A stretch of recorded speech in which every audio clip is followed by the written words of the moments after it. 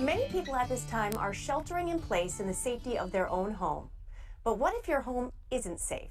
Ken Dolan-Del, founder of Green Gate Leadership, is joining us today to talk about the realities of domestic violence and how you can step up to help. Welcome, Ken.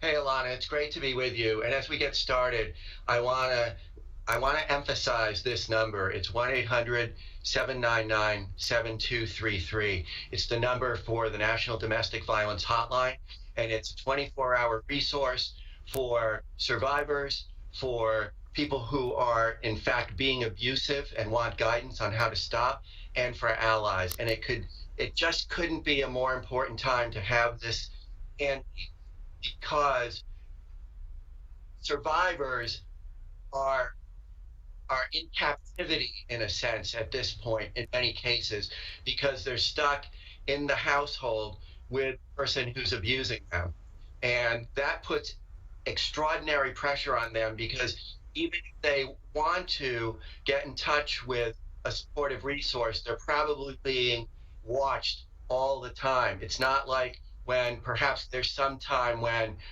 one or the other of them or both of them are in the workplace away from the home. They're both there. It's a precarious time.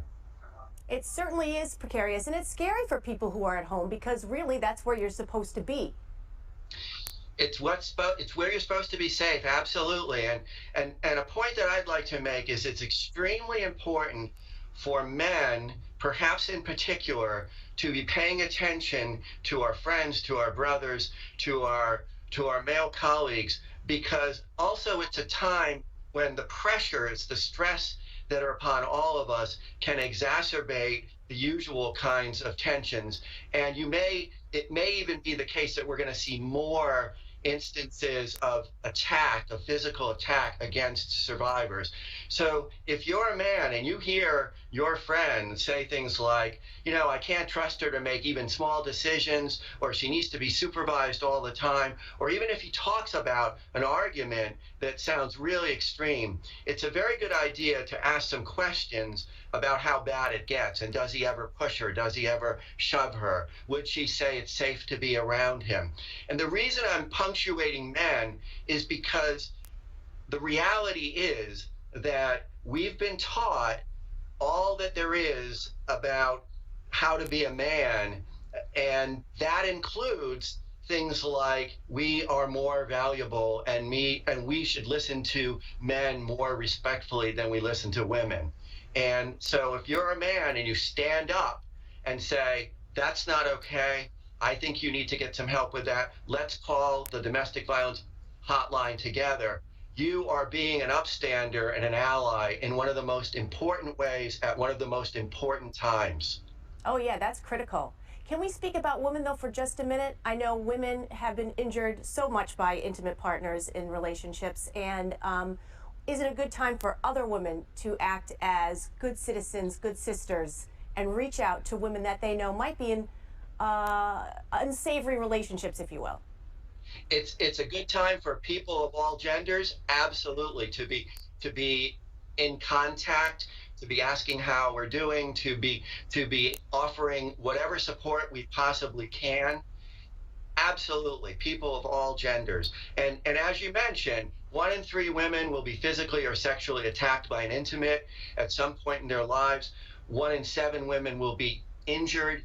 The statistics for men are lesser in terms of frequency, but they are there as well. So men are not escaping this in terms of being on the receiving side of abuse.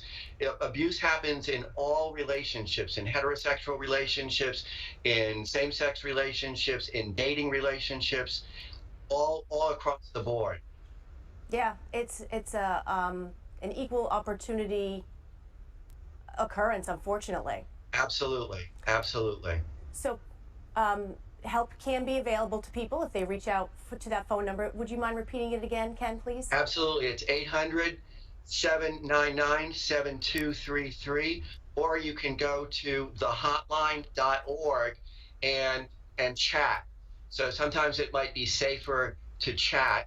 And again, it may be very important for an ally to do this on behalf of a survivor and get some guidance on how to be helpful.